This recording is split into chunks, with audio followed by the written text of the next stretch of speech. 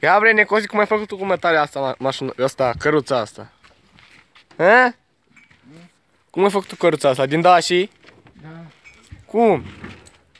Așa era cu botul și am tăiat botul. Ha? Am tăiat botul de aici și am băgat dricul ăsta. Da, dar Da? să filmez? Da, filmez ca să pun pe YouTube, bre. Și am tăiat aici și uite. Uite, așa se poate. Da? Și merge sau? Merge? Merge! Hai să o filmezi din spate. Uite, ăsta e ușenicul lui. Uite, are și un număr, bre, ha. Și scrie I665 țigănași. Uite, aici, Dacia. Uite, țărani.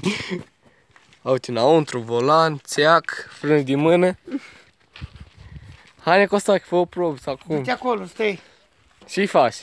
Să stau eu? Stai matale acolo și eu stau aici.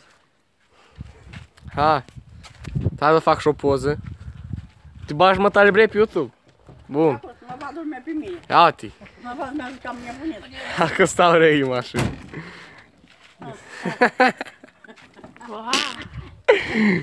Dar nu, bre, să filmezi mâini când bagi căruța.